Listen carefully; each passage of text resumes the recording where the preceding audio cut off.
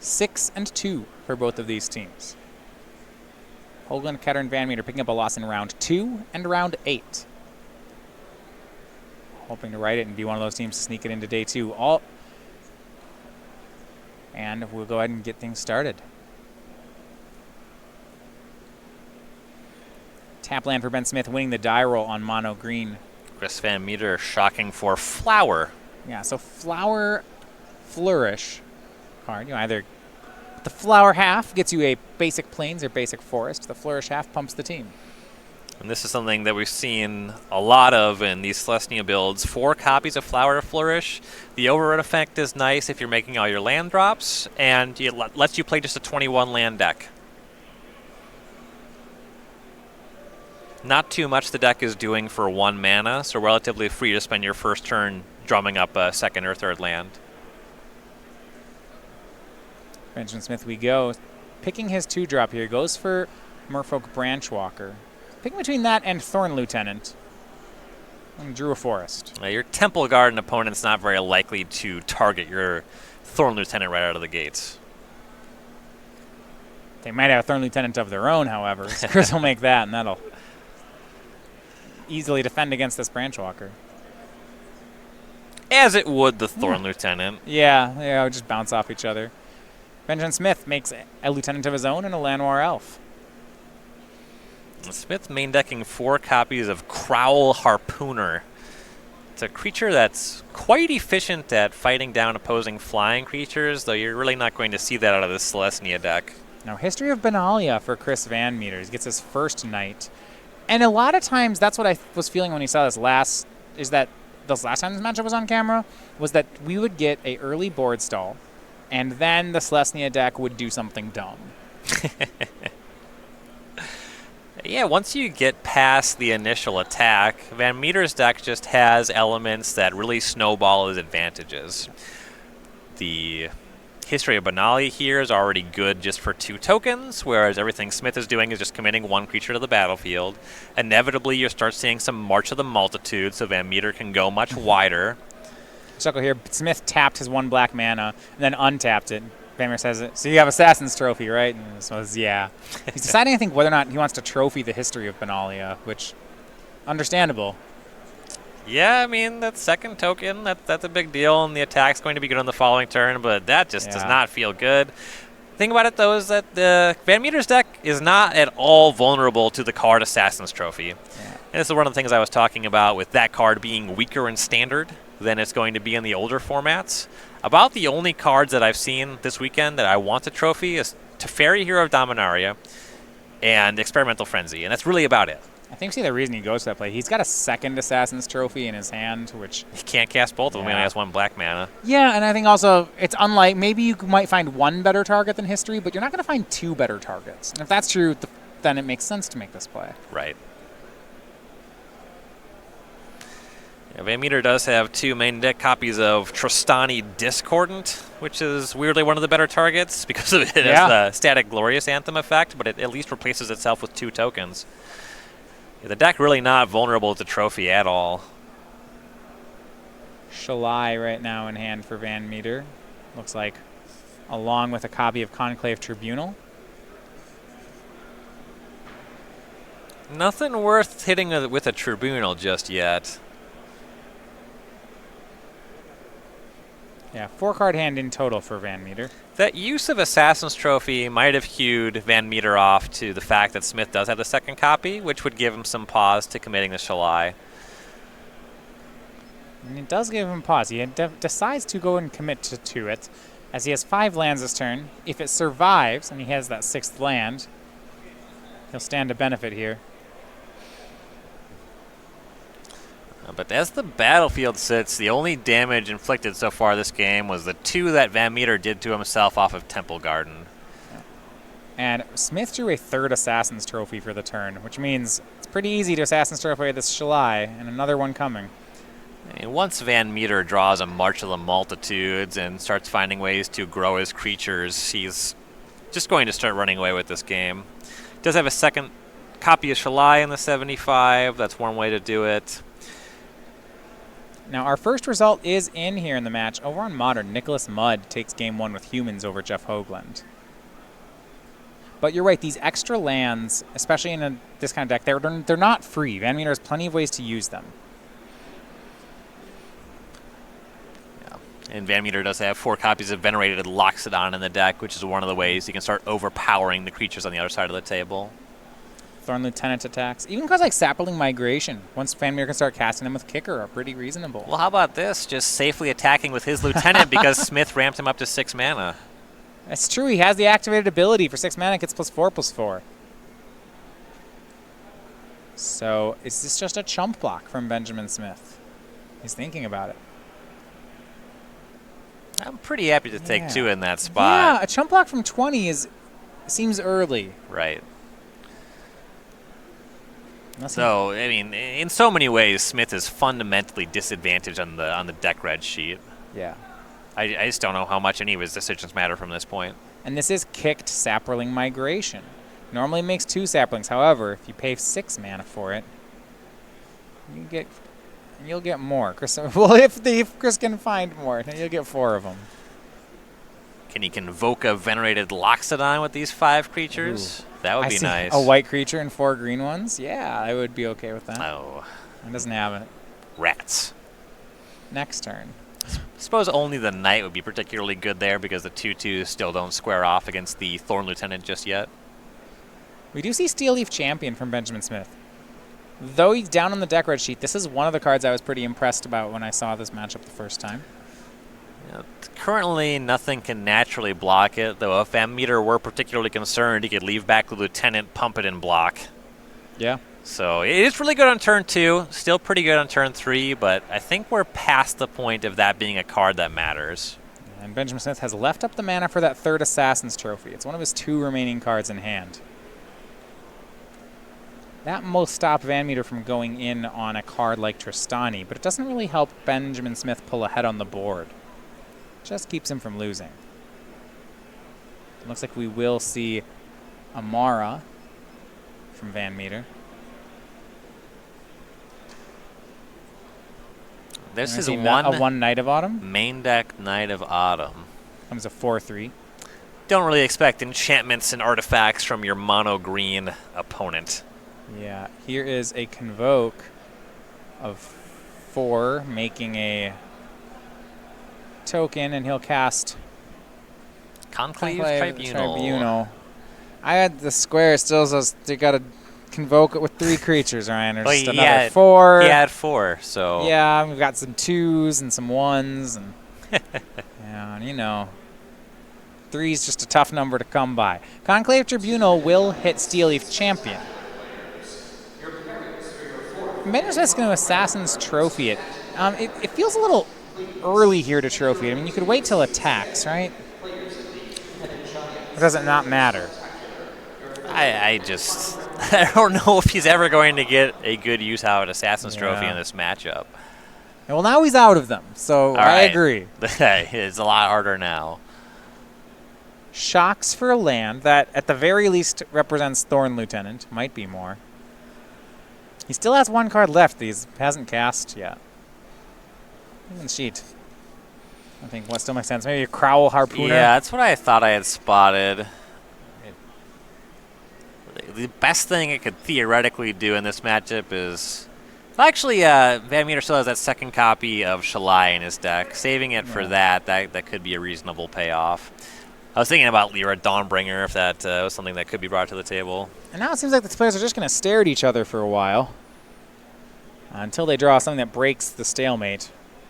And VanMeter totally content to do this. Yeah, he'll draw Conclave Phalanx. Tribunal, but not Phalanx. That's from original Ravnica. It looks like a Phalanx. I guess it's a council. Phalanx would be good here, too. He'd gain, what, 10 life? 11 life? And now he's going to target Thorn Lieutenant.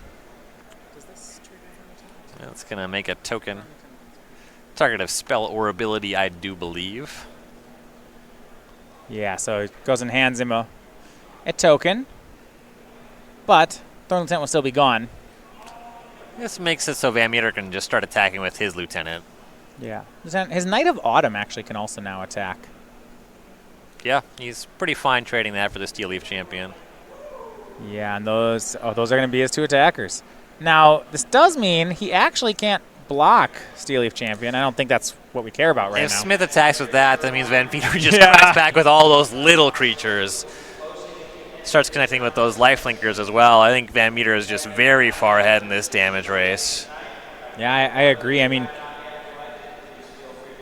both players kind of just making a wall of ground creatures. There's just so many more ways to break the stalemate. VanMeter has removal. Smith does not. That's what we're seeing here. VanMeter also has more cards that scale. Tristani, Shalai. That's the big one. March of the Multitudes. And this is also just kind of a trademark issue of the green aggressive decks is all he gets to do is play creatures and attack with them. That's just the entire game plan. Yeah. It's just 1-for-1 creatures that attack and block. And when the board gets gummed down, your entire strategy is just invalidated. There's nothing your deck can do. So Steel Leaf Champion traded with Knight of Autumn. The last turn the Thorn Lieutenant hit in for 6. Ben Smith dumps the rest of his hand, which is a Crowl Harpooner and a replacement Steel Leaf Champion. But that still doesn't solve the problem that Chris is presenting right now. And we've been talking about March of the Multitudes as a Sphinx's Revelation imitation. So in this, yeah, exactly. It's way more like a Blaze. Yeah.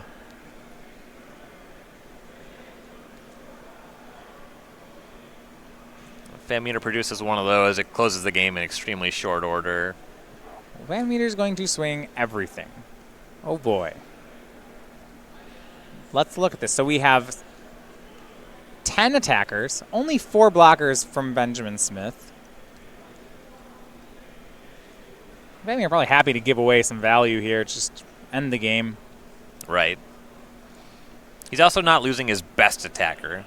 Right. He'll get to continue to jam with the Thorn Lieutenant on following turns. Yeah, Thorn Lieutenant deals 6. There's 5 tokens being let through, so this would put Smith down to 1 if he blocks currently.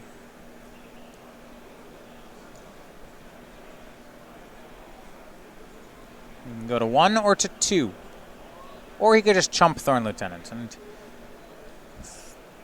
deciding that play. All right, looks like it's just going to be a chump block on Thorn Lieutenant, which means 5 damage gets through. 2 pairs of creatures trade. A third one each is eaten in combat. VanMeter to 20.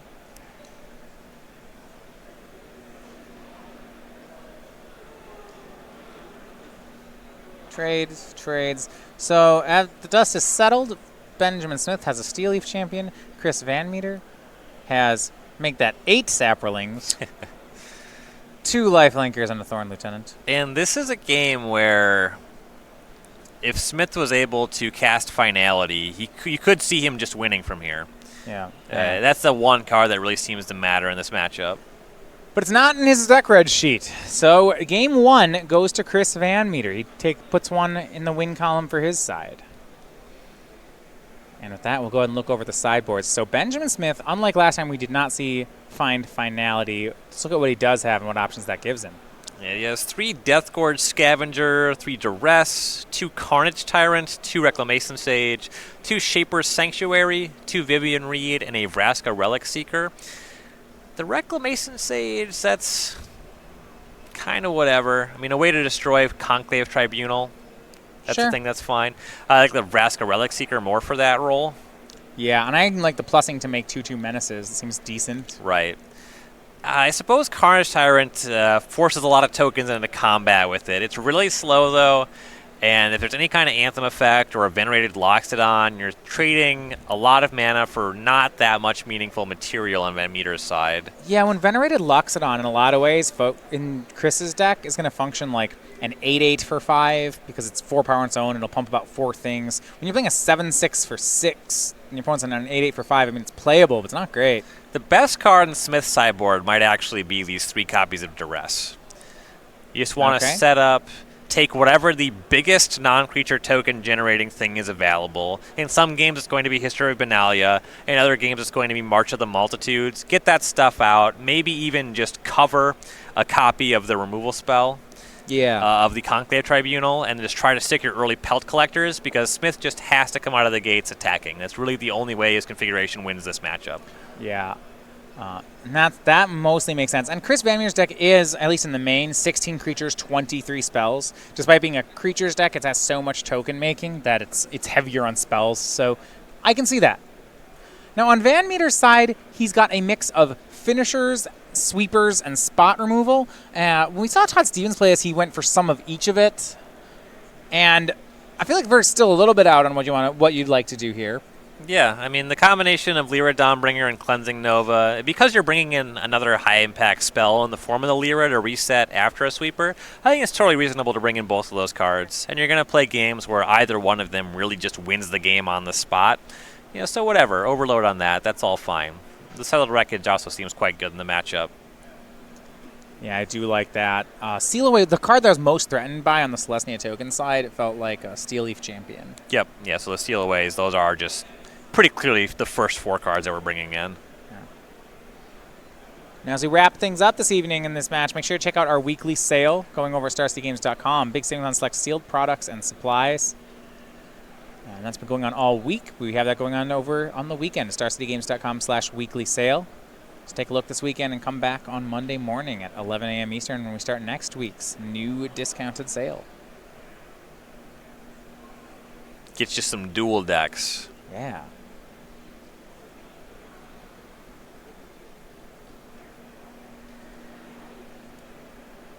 And Hoogland takes game 2, some updates. Hoogland and Ketter both picking up wins, so that'll force a game 3 on the Modern table, and over on Legacy, Ketter just getting the first game. Grixis Control and Azoria Stoneblade. We have two. We're kind of back in this almost soupy spot in Legacy where people like to play just 3-color good stuff fair decks, but they're not all just Delver decks. There's just like, there's Stoneblade versus some slow Delver or slow not Delver. I gotta say, I like Grixis Control in that matchup a lot. Okay. The reason this deck's been really picking up in popularity lately is people just kind of put together that Kolaghan's Command's really good in Legacy. Yeah. And you know what's really bad against Kolaghan's Command? Stoneforge Mystic. Does take 2 damage, and it puts artifacts into play, so I see where you're going. They put a Batter Skull into play, and you cast 1 Kolaghan's Command. And right. Say, shock the Mystic, blow up the Batter Skull. And, okay. Yeah. We did it. I am curious about the humans versus Golgari matchup in Modern. One thing about decks like Jund, they can still have a rough go against humans, but they at least have the option to load up on 2 different 1-mana removal spells. You get Fatal Push and Lightning Bolt, whereas in Golgari, your second removal spell is going to cost you 2 mana. He does have a Dismember in his sideboard, though I honestly would be looking at maybe Disfigure even for this matchup, just because you want to be casting something on the first turn of the game, and your life total is a very real resource that you don't want to spend. I do like how much removal Jeff has. 4 Assassin's Trophy, 4 Fatal Push, an Abrupt Decay, 5 Lilianas, 2 Collective Brutalities. That's a ton of ways, but they're all 1-for-1s. Well, the Lilianas can be better, but it's still a lot. Mm-hmm. Yeah, Trophy is pretty nice. It gives you another card that's a clean answer to Mantis Rider every time. Yeah. Which is really a concern when you have to trigger Revolt with Fatal Push to answer that and things of that nature. I think it has a different name than Abrupt Decay, which matters here. Right, you get that mix. Yeah, and actually Jeff languishes in his sideboard. That seems excellent. Yeah, that one is quite strong. Not something I see too much of in Modern, but plays pretty well in Tarmogoyf decks. Yeah, I like that. That's a nice interaction.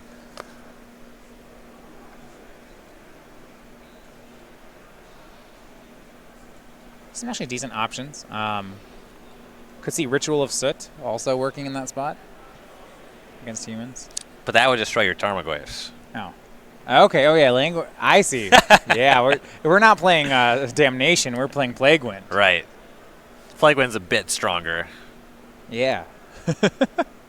What, 3 mana stronger? Something like that. That's actually an element of a cube of mine. There's a kind of a green-black deck that tries to cast Mind Rack Demon and Tarmogoyf, and it really wants to play Languish because it's Plague Wind. Yeah.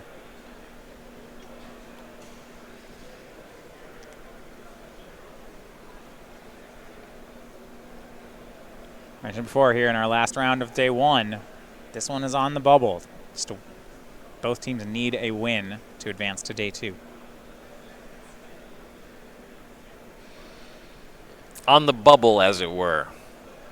We don't exactly know where the day 2 cut's going to shake out, but it would certainly be much better to win this match. Right. The winner's certainly in. Right. Both teams doing well with a 6-2 record. Remember, no buys here during our team events. It's also just always good to end the day with a win. Yeah. You go out to dinner feeling good. I've done the 7-0-0-2, and even though you make day 2, it's not a happy dinner. Yeah, it's just draining, you know? Yeah. I mean, just think about every time you've 0-2'd a tournament. Right. And then just doing that at the end of it a day where you're already kind of like worn out. I've also done the 0-2-7-0. That's an amazing dinner. Yeah, that one's nice. It's like, oh, hey guys, I'm in day 2. All right, we have Pelt Collector as a start from Benjamin Smith. He's on the play here for our second game. Chris playing Flower. And this is the start that Smith wants to have. Let's see how quickly he can grow the Pelt Collector. Yeah, we haven't seen a really big Pelt Collector draw in any of our green decks yet. We saw a deck cast 3 Pelt Collectors and then be unable to grow any of them. I think he might be facing the decision of immediately growing this collector or casting second Pelt Collector with no second 1-mana spell. Okay. It looks like, yeah, that's what he was consulting with his teammate about. Lands on second Collector, which I do like a good amount. Yeah, figures these will still have another chance to attack in. If you don't play the second Collector early, you're really limiting how big it's ever going to become. Right. Now, Thorn Lieutenant is the turn 2 play for Chris VanMeter. We'll see if Benjamin Smith can get these Pelt Collectors up to 3-3. He cannot, but he'll get him to 2-2. You know, he grows them, and he does it with Steel Leaf Champion, which is a very good attacker. And if he has another way to grow them on the following turn, then he has 3 good attackers. Yeah, 2/2s, and he'll pass the turn. And Steel Leaf Champion, as I said before, maybe the best card in Benjamin Smith's deck in this matchup. It's very strong, especially early. Mm-hmm. Yeah, I think that Pelt Collector, that turn 1 Pelt Collector, is maybe the most important box you can check. But Steel Leaf Champion is part of that. That's one of the creatures that allows it to really grow out of hand. But yeah, Steel Leaf Champion gets to attack through all the tokens, which is a huge deal. And because of Pet Collector, there's 3 creatures here that VanMeter would really like to use a removal spell on. And his deck's not very heavy on that sort of effect. He has the 4 Conclave Tribunals, and that's really it. He does have these 4 sideboard Sealaways, really strong chance that those have come in. Make another Thorn Lieutenant and a tapped Temple Garden. See whether or not Benjamin Smith can grow these Pelt Collectors up to 3/3s. He'll have some reasonable attacks if he can. I want to say that I spot 2 2-power creatures and a Vivian Reed in hand, which is a really big bummer for Smith. Just swings a Steel Leaf Champion. That'll do 5 damage. It's not bad. You're right. We're going to see a Thorn Lieutenant on Benjamin Smith's side. And he'll just have to pass. The Pelt Collectors have been unable to deal damage at this game. I think he's gotten actually got 1 point in off a 1/1, and that was it. Mm-hmm.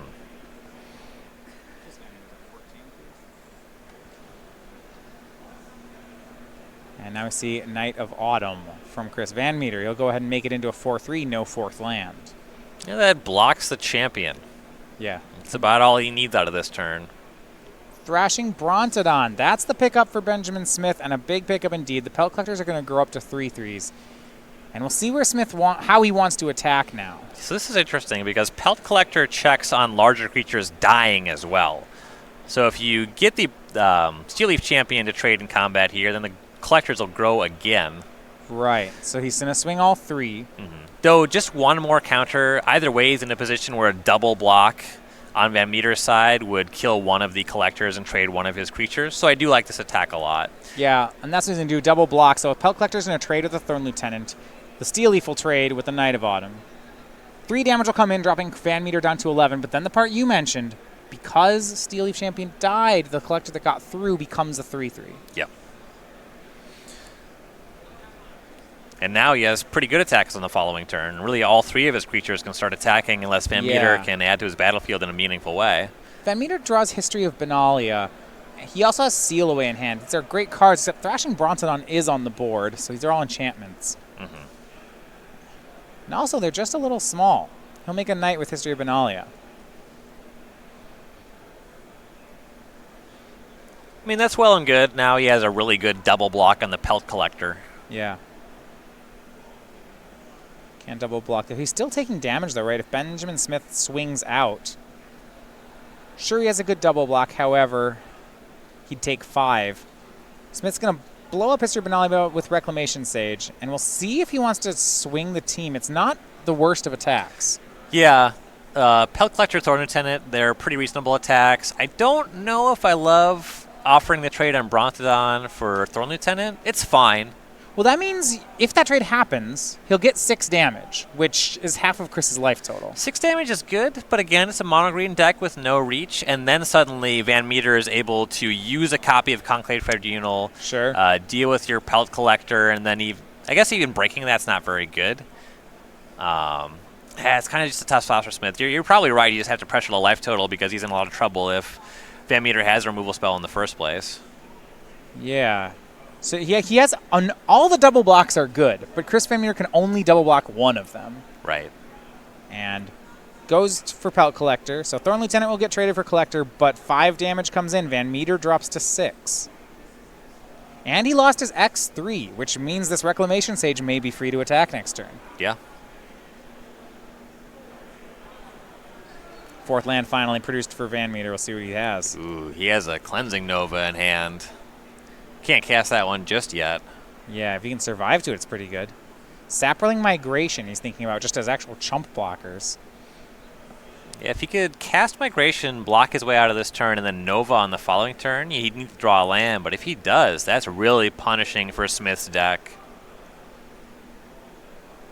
Update, Jeff Hoogland, the full comeback over Nicholas Mudd, takes both sideboarded games, and Golgari Midrange is the winner, which means a game win from VanMeter or Kent Ketter is going to end the match. Yeah, and as I mentioned before, Kent Ketter, I believe, quite favored in the Legacy seat, and game's not over in the Standard seat. VanMeter is still very capable of winning from here. Here is the Sapling Migration for 2 1/1s. Just trying to buy time is Chris VanMeter. You see that Cleansing Nova up at the front. He's got Cleansing Nova, Shalai, and it looks like Seal Away as his 3 cards. And yeah, if he can Nova the Brontodon, then he gets it off the board. His Seal Away is now live. There's a lot to like here. Oh, yeah. Pelt Collector on Benjamin Smith's side. Going to play that pre-combat in case any of his creatures get blocked. Thorn Lieutenant to grow it. This is really playing into that Cleansing Nova. I don't... He already had a pretty good board. The Lieutenant may have been overcommitting. Right, and I mean, this is all pre-combat too, so Yeah. VanMeter is probably already planning on doing some chump blocking, but now he knows, block here, draw the land. If you do, you kind of win on the spot. Yeah, the idea of doing this was to grow the Pelt Collector once so that it could grow again under less favorable blocking. Yeah, if VanMeter just puts all of his creatures in front of the Brontodon. Yeah, I think so. I think so VanMeter's playing for land Nova. Is there a way he can get 2 shots at it instead of 1?